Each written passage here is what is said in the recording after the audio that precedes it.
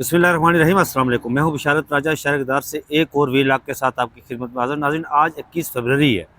मेरे साथ असद तूर साहब मौजूद हैं। हम इनके सामने कुछ सवालात रखेंगे। एक तो पाकिस्तान तहरीक इंसाफ के वफ्द ने आज सुप्रीम कोर्ट ऑफ पाकिस्तान यानी chief justice of Pakistan justice यही आफरीदी से उन्होंने मुलाकात की है। उस मुलाकात में जो पाकिस्तान तहरीक इंसाफ का वफ्द है उसे बहुत सारे जो मुतालबात थे वो तमाम चीज़ें उनके सामने रखी हैं। इस पर बात करेंगे। और फिर इस मुलाकात के बाद एक नई चीज़ जो फौरी तौर पर सामने आई कि वो ये कि जो काज लिस्ट अगले हफ्ते की जारी हुई है उसमें इमरान खान साहब के 9 मई के हवाले से इमरान खान साहब के और उनके पार्टी के दिग्गर जितने भी लोग थे, उनमें खतीजा शाह, शेख रशीद, आलिया हमजा, उसके बाद उमर सरफराज चीमा, उनकी ज़मानतें मनसूख करने के हवाले से केसेस समाअत के लिए मुकर्रर हो गए हैं। और वो बेंच बना है जिसके सामने केस ये लगे हैं। चीफ जस्टिस का यहिया आफरीदी की सरबराही में 3 रुकनी बेंच है जिसमें उनकी मामलत करेंगे जस्टिस मियां गुल हसन औरंगजेब और जस्टिस शफी सिद्दीकी। एक ये और फिर तीसरी खबर जो आज ओवरसीज़ के हवाले से यहाँ पर वोटिंग के हवाले से केस की समाअत हुई है, जिसमें जस्टिस मोहम्मद अली मजहर को ये कहना पड़ा कि अगर हमारा पूरा सिस्टम इंटरनेट का जो हैकिंग वाला सिस्टम है, अगर ये बात उनके सामने रखी थी इलेक्शन कमीशन पाकिस्तान के वकील ने कि जी हमने इसमें पायलट प्रोजेक्ट हुआ था इमरान खान साहब के दौरे हुकूमत में, तो उस पर फिलिपाइन में, हिंदुस्तान में, पता नहीं या किसी और जगह हमारा वो सिस्टम हैक कर लिया गया था। तो जस्टिस मोहम्मद अली मजहर को ये कहना पड़ा जी कि इससे तो पूरा निज़ाम ख़तरे में पड़ गया है। हमारा हमारा हमारा आजकल तो सिस्टम ही इंटरनेट पर चल रहा है। तो जिस पर जो इकराम चौधरी थे वकील इमरान खान साहब के, अज़हर भंडारी थे और शेख रशीद साहब के वो वकील थे, उनको ये कहना पड़ा कि पार्लियामेंट तो चाह रही है कि सुप्रीम कोर्ट ऑफ पाकिस्तान को ताले लगा दिए जाए। इन तमाम सवालात के जवाब हम असद तूर साहब जानने की कोशिश करेंगे। असद साहब, सबसे पहले शुरू करते हैं जो पाकिस्तान तहरीक इंसाफ का वफ्द आया मुलाकात के लिए, जिसमें उसकी आपने प्रेस कॉन्फ्रेंस सुन ली होगी, जिसमें तमाम मुतालबात इमरान खान साहब के उनसे मुलाकात करने के हवाले से पाबंदी, उनके बेटों से मुलाकात करने के हवाले से पाबंदी, उनके केसेस तमाम चीज़ों पर उनके सामने रखे गए। 26वीं आईनी तरमीम का मुद्दा भी उनके सामने रखा गया। क्या कहेंगे आप कि चीफ जस्टिस साहब क्या करेंगे इस पर? यार राय साहब, मुझे लगता है पीटीआई वाले चीजें लेने आए थे। ठीक है, एक बेख्तियार शख्स के आगे आप अपने मसले रख रहे हैं। ठीक है, खत लिखा था ना इमरान खान साहब ने जी, चीफ जस्टिस साहब ने उस प्रेस कॉन्फ्रेंस में क्या कहा था, बड़े संजीदा उसमें इल्जामात हैं, उनके साथ मवाद भी था, सबूत भी थे, यूएसपी भी थी। मैंने आईनी बेंच को भेज दिया।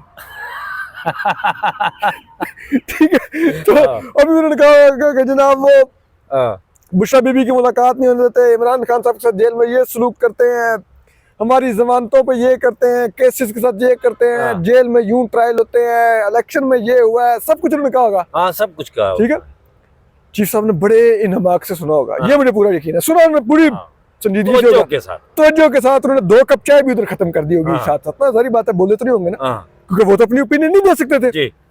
चीफ जस्टिस पाकिस्तान है और देते भी किस बात की इख्तियार ही नहीं, क्या ओपिनियन देके करते। बल्कि हो सकता है ओपिनियन दे दी और कहा दिया क्योंकि मैंने यहाँ पे ओपिनियन दे दिया, अपनी मैं केस नहीं सुन सकता। कैसे ये भी होगा, ये भी कहा होगा। अब जिस तरह यहाँ पर हमें कहा था कि चूंकि मैंने ओपिनियन दे दिया, मैं केस नहीं सुनूंगा, मैं सुनूंगा।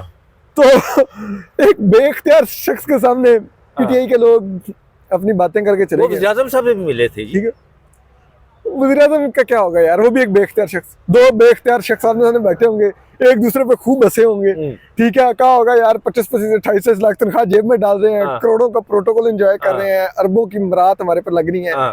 ठीक है, टैक्स पेयर के पैसे से। ठीक है, हम दोनों काम टके का नहीं कर रहे, क्यों? क्योंकि हमारे पास इख्तियार ही नहीं है। ये शहबाज शरीफ बेख्तियार लोग, शहबाज शरीफ साहब के हवाले से कहा जा रहा है कि उन्हें गाड़ी की डिग्गी में बिठाकर असेंबली में पहुंचाया गया।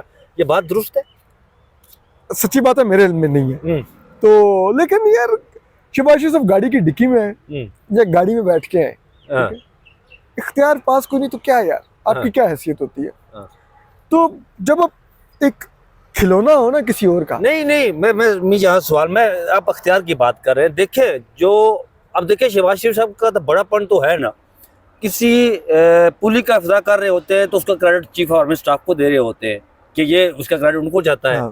यहाँ पर जब मुलाकात के लिए आते हैं चीफ जस्टिस से, तो उनसे वो कानूनी उनसे नहीं बल्कि सिक्योरिटी इश्यूज पर और माशी चैलेंजेस पर उनसे मदद मांगते हैं।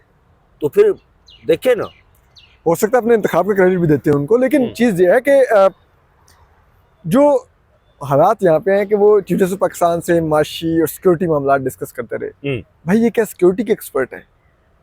इन्होंने क्या इकोनॉमिक्स में क्यों किया हुआ है? PhD की हुई है शायद। ठीक, लाइक यार छोड़ देना आप, ठीक है। वो मैं कह रहा हूं, दो बेख्तियार लोग थे, कुछ तो बात करनी थी ना यार, घंटा गुजारना था, वक्त गुजारने हाँ वक्त गुजारने की सो किस्म के पल। अब देखे ना यार, मैं और आप बैठते हैं ना ऐसा, ठीक है, हम भी 10 बातें करते हैं, हम बैठे होते हैं प्रेस रूम में, हम कोर्ट भी डिस्कस करते हैं, हम हुकूमत की कारकर्दगी भी डिस्कस करते हैं, हम जनाब इस्लामाबाद भी डिस्कस करते हैं, हम कहते हैं यार ये हो गया वो हो गया, हम एस्टेब्लिशमेंट भी डिस्कस करते हैं ना, क्योंकि और कुछ करने को कुछ नहीं होता ना। लेकिन अदरवाइज हम दोनों में से कोई डिसीजन मेकर नहीं होता। डिसीजन मेकर, ठीक है, उन्होंने भी करनी होगी क्या यार, अब चाय पे बैठेंगे, गप्पे तो लगेंगे ना यार, टाइम गुजारने के लिए। अच्छा, अगली खबर की तरफ आते हैं। असद तूर साहब, ये जो पंजाब हुकूमत ने, आपको पता है कि 9 मई के हवाले से, 9 मई के हवाले से जो इंसिडेंट हुआ था, वाकया हुआ था, जिसे सानिया, पंजाब हुकूमत सानिया कहती है, सानिया 9 मई वो कहती है, उन्होंने आलिया हमजा, खतेजा शाह, जितने भी लोग अब तक जमानत ले चुके हैं, उनकी जमानत की कैंसिलेशन के लिए सुप्रीम कोर्ट से रुजू कर रखा था, और वो दरख्वास्तें, सारी दरख्वास्तें थोक के हिसाब से मुकर्रर समात के लिए मुकर्रर हो गई हैं। चीफ जस्टिस काजी, यार काजी साहब का नाम आता है, चीफ जस्टिस यहिया अफरीदी साहब की बेंच में, वो बेंच समात करेगा, उनकी मामलत करेंगे जस्टिस मियां गुल हसन औरंगजेब और जस्टिस शफी सिद्दीकी, और 27 फरवरी को ये समात हो रही है। हाँ नहीं, वो तो देखें, अब चीज़ है ना कि वैसे इसमें आप एक चीज़ देखें, पीटीआई ने प्रेस टॉक में बताया कि उन्होंने क्या क्या गुजारिशात रखी हैं चीफ जस्टिस के आगे। जी जी, ठीक है, प्रेस टॉक में उन्होंने बताया। अब उसी साहिल का केस वो बैठ के सुनेंगे। ठीक है, ठीक। तो चीज ये है कि वो दे देंगे रिलीफ, और मेरिट पर भी बनता है रिलीफ। बिल्कुल, आप इतने अरसे से मुकदमात में लोगों को रिमांड खत्म होने के बाद, फिजिकल रिमांड खत्म होने के बाद नहीं जेल में रख सकते, जमानतें होती हैं। ये इस दफा एक अनोखा हो रहा है कि 2-2 साल से जमानतें नहीं हो रही, ठीक है, तो वो जमानतें बनती हैं, मिल जाएंगी उनके मेरिट पे। फिर वो कोशिश करेंगे उस वजह से पीटीआई के फॉलोअर्स में हमारी गुडविल जनरेट हो के देखो हमने तो रिलीफ दिया, ठीक है। ये तो वो, लेकिन आप भी जानते हैं साहब, मैं भी जानता हूँ, ये जमानतें दें, ये रिमांड खत्म करें, ये जो भी करें, बाहर नहीं आना उन्होंने। हाँ बिल्कुल, बाहर उनको किसी और ने भी निकालना है, बिल्कुल ऐसा ही। वो चाबी किसी और की जेब में है, ठीक है, और उसके आगे इनकी कुछ नहीं चलती, ठीक है। ये तो अपने फैसलों पर अमल दरामद ही नहीं करा सकते यार, रिजर्व सीटों पर अमल दरामद करवा लिया, ठीक है, इस्लामाबाद के जजेस के साथ जो कुछ हुआ उस पर कुछ कर लिया, कुछ भी नहीं हुआ, ठीक है। तो एक बेख्तियार अदालत वो दे भी देगी तो मर्जी तो किसी और की है ना, शाह तो कोई और है। ये तो बना है शाह के मसाहिब फिरे इतराते कि हम चीफ जस्टिस है, मेरे भाई देखो तख्ती लगी हुई है चीफ जस्टिस की, देखो मेरे पास लैंड क्रूजर V8 है, ब्लैक कलर की है, चमक रही है, देखो 4 डाले मेरे आगे पीछे होते हैं गाड़ियों के सिक्योरिटी के, और मैं उस पर घूमता हूँ, करता क्या हूँ, सुप्रीम कोर्ट के वाशरूमों की मुस्लिम शावर तो नहीं लीक हो रहा, फलां टूटी का पानी के कतरे गिरने, अच्छा इसको बंद करो, ठीक करो। वो पिछले दिनों ठीक करवाया था ना उन्होंने, वो जो लीक हो रहा था। हाँ जी जी, वही वो प्रेस रूम के साथ जी जी, वो उस काम का 28 लाख रुपए दे रहे हैं, ठीक है, चीफ जस्टिस साहब को। नहीं तो ये देखें, मुलाकातें भी कर रहे हैं ना, मुख्तलिफ बार्स के दूर दराज के नुमाइंदे आते हैं, उनसे मुलाकातें करते हैं और उनसे मिलते हैं। वो मैं आपको बताता हूँ कहानी, ये पिछले दिनों ना वो तुर्बत बार के और ग्वादर बार के इधर लोग आए हुए थे, वो मुझे मिले इधर, वो चीफ जस्टिस से मिलकर ना निकल के आके इधर तस्वीरें खींच रहे थे। अच्छा, इधर नीचे जी जी, इधर ना ये, तो मैंने उनसे पूछा, मैंने कहा यार कैसी रही मुलाकात, हम तो साफी हैं, हमने कहा यार कुछ हो सकता है खबर मिल जाए, कुछ ऐसी बात की। तो वो लिटरली तपे हुए थे। अच्छा, उन्होंने कहा कि यार हमारी 5 मिनट की मुलाकात भी नहीं हुई। मैंने कहा क्या मतलब? उन्होंने कहा हम आए हैं, बैठे हैं, थोड़ी देर बाद चीफ जस्टिस साहब आए हैं, सब खड़े हैं, उन्होंने सबको सलाम किया, उन्होंने कहा हम पूरी एक लिस्ट तैयार करके लाए थे, हम चीफ जस्टिस से यही अपने मसाइल डिस्कस करेंगे अपने।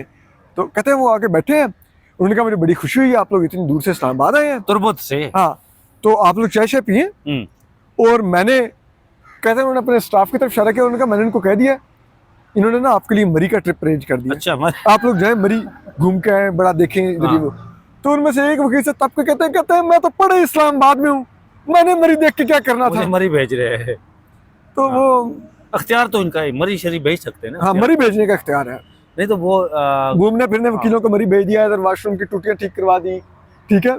तो इस किस्म के इख्तियार तो रखते हैं। नहीं तो चीफ जस्टिस साहब ये भी कहते हैं ना जी कि मैंने, यार ये एक, अच्छा वो केसेस के वाले से बात याद आई मुझे, असद तूर साहब, आपको पता है कि चीफ जस्टिस साहब का ये कहना था कि मैं जस्टिस मियां गुल अशरफ रंगज़ेब को सुप्रीम कोर्ट ऑफ पाकिस्तान में इसलिए ले आया हूं कि मेरे ब्रदर जजेस जो टैक्स और प्रॉपर्टी के केसेस सुनने के एक्सपर्ट है वो नहीं सुन रहे। एक हफ्ता हो गया, एक हफ्ते में कोई सिंगल वन जो केस जस्टिस मियां गुल अशरफ रंगज़ेब ने प्रॉपर्टी टैक्स से मुतल्लिक नहीं सुना। अब अगले हफ्ते की काजिश आ गई, वो सारे फौजदारी मुकदमात उनके सामने लगे हुए हैं। तो ये क्या था सारा पे? यार माजरत के साथ यही आफरीदी साहब हमारे चीफ जस्टिस पाकिस्तान है, लेकिन सब बोल रहे हैं, सच नहीं बोल रहे। ठीक है, इससे पहले हुकूमत भी दिफा नहीं कर पा रही थी कि उन्होंने बाहर से जजेस क्यों इंपोर्ट किए हैं। इन्होंने एक नई शुरली छोड़ी थी कि वो मैं जुबान की बुनियाद पे देखे बलोची और फलानी बोलने वाले में ले आया हूँ। ठीक है, नहीं अब वो लोगों ने पूछा अच्छा भाई आपको इतनी जुबानों का एहतराम है तो अभी आपने एक हफ्ता पहले पेशावर हाईकोर्ट में 10 जज लगाए हैं, एक भी हिंद को स्पीकिंग नहीं लगाया, सारे वो पख्तून लगा दिए। एबटाबाद वाले एहतजाज कर रहे हैं, बाहर वाले के हजारा डिवीजन का एक जज नहीं लगाया, उधर आपको जुबानों का ख्याल नहीं आया था। ठीक है, अब मुझे असल में कारपोरेट और टैक्स पे अच्छा जज चाहिए था, जो कि जैसे मियां गुल अशरफ रंगज़ेब अच्छे जज हैं, काबिल जज हैं, नो डाउट। ठीक है, लेकिन आप जो जवाब दे रहे थे उनको लाने का कि जो दूसरे जजेस के जैसे मंसूर चार जैसे काम नहीं करते। ठीक है, उन्होंने अगले दिन ही वो मुंह पे पलटा के मारी। उन्होंने कहा कि जाके वेबसाइट पे चेक करें रिपोर्टेड जजमेंट्स किसकी हैं। इन मौसूफ की एक जजमेंट निकली चीफ जस्टिस साहब की।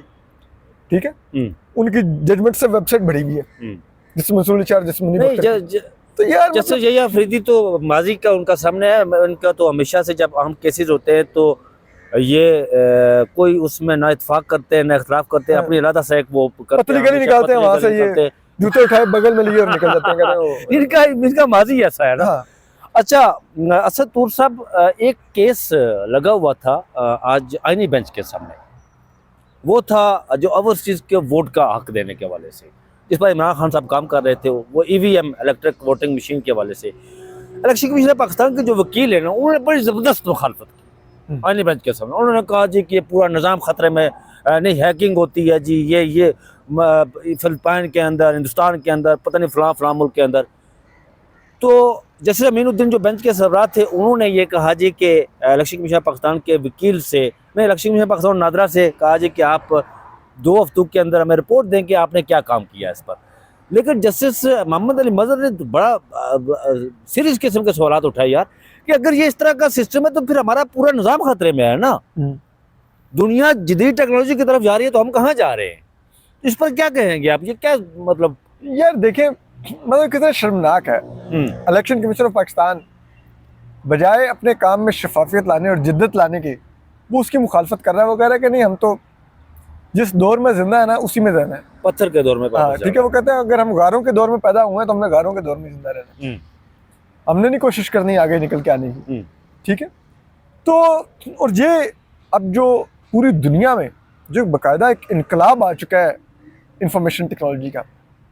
ठीक है, नई से नई ऐप्स आ रही हैं। अभी वो आर्टिफिशियल इंटेलिजेंस की अमेरिका लीड कर रहा था, चैट GPT भी, वो चीन है डीप सीक करके उन्होंने उसको भी उड़ा के वो मारा। बिल्कुल ऐसा ही। ठीक है, बिल्कुल ऐसा ही। नई से नई टेक्नोलॉजीज और क्या क्या चीजें अडॉप्ट कर रही है। ठीक है, कि उससे आसानियां पैदा हों, शफाफियत मजीद आए निज़ाम में। यहाँ पर है ये एक वोटिंग से भागने।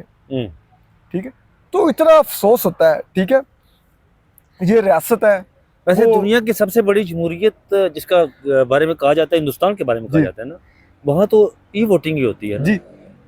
वहाँ का निज़ाम खतरे में नहीं पड़ा, या कोई हैकिंग सिस्टम उनका या कुछ तरह का सीन नहीं हुआ वहाँ पे? यही तो सवाल है ना यार। वो 1.25 अरब से ज्यादा आबादी का मुल्क है जी। ठीक है, वहाँ पर इतने बड़े पैमाने पर इलेक्शन होते हैं। ठीक है, कई दिन लगते हैं रिजल्ट कंपाइल होने में। ठीक है, लेकिन वो वोटिंग करते हैं। ठीक है, और ना ही वहाँ पे इलेक्शन कमीशन, ठीक है, किसी एक पार्टी के साथ मिला होता है।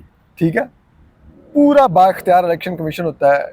कोई पार्टी इलेक्शन कमीशन से उस तरह से इल्ज़ाम लगते हैं कि ये चीज़ हमारी मर्जी की नहीं, लेकिन ये नहीं कहते कि ये इलेक्शन कमीशन वहाँ का बड़ा तगड़ा इलेक्शन, बहुत तगड़ा है, बहुत तगड़ा। यहाँ का वो तगड़ा होने को तैयार ही नहीं। वो कहता है ना राजा साहब के नीचे लगा हूँ तो राजा साहब के नीचे लगा रहूंगा बस। ठीक है, वो नहीं, उस दिन इलेक्शन 8 फरवरी 2024 को तो आपने देखा था ना कितना तगड़ा है वो हाँ नहीं वो तो हमने आपके देखा। सामने था ना। हाँ। अच्छा, एक आखिरी सवाल असद भाई, वो सवाल ये है कि आपको याद है कि जब इमरान खान साहब गए थे रूस के दौरे पर, तो इमरान खान साहब जब वहाँ पहुंचे तो यूक्रेन और रूस के बीच में वो जंग शुरू हो गई, अटैक हुआ वहाँ से। तो इमरान खान साहब जब वापस आए तो उन्होंने कहा कि मैं जो रियासत के तमाम स्टेक होल्डर्स से मशावरत करके गया था।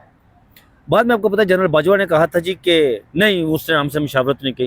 कोई 22 के करीब ममालिक थे जिन्होंने पाकिस्तान पर बड़ा शदीद दबाव डाला था उस वक्त कि आप रूस की मज़ामत करें जी, पाकिस्तान ने नहीं की थी। कल एक बयान आया ट्रंप का, उसने कहा जी कि ये जो यूक्रेनी प्रेसिडेंट है यूक्रेन का, ये एक कॉमेडियन है, झूठा है, मसखरा है, आमर है। तो ये गवाही नहीं एक तरह की कि इमरान खान उस वक्त सच्चा था जो उससे बात की है, और बाजवा ने जो किया था वो गलत हुआ। अच्छा नहीं, ये माजरत से ये दो मुख्तलिफ हाँ मामलात हैं।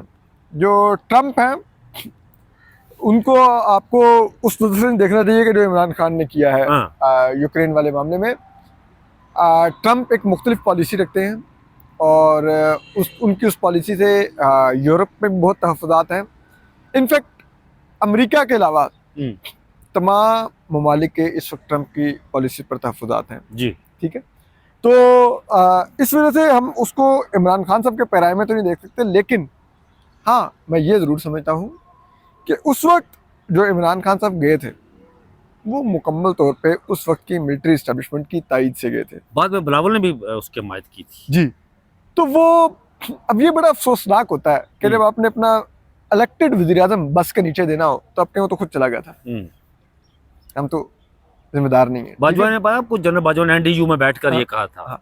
तो फिर अगर माजरत के साथ आप इलेक्टेड वज़ीर-ए-आज़म को इतना बाइख्तियार समझते हैं कि वो किसी की नहीं सुनता, वो चला जाता है, ठीक है, तो फिर उसका ये भी राइट माने कि ये उसकी मर्जी है, वो किस साइफर को डिस्क्लोज कर सकता है, किसको नहीं कर सकता।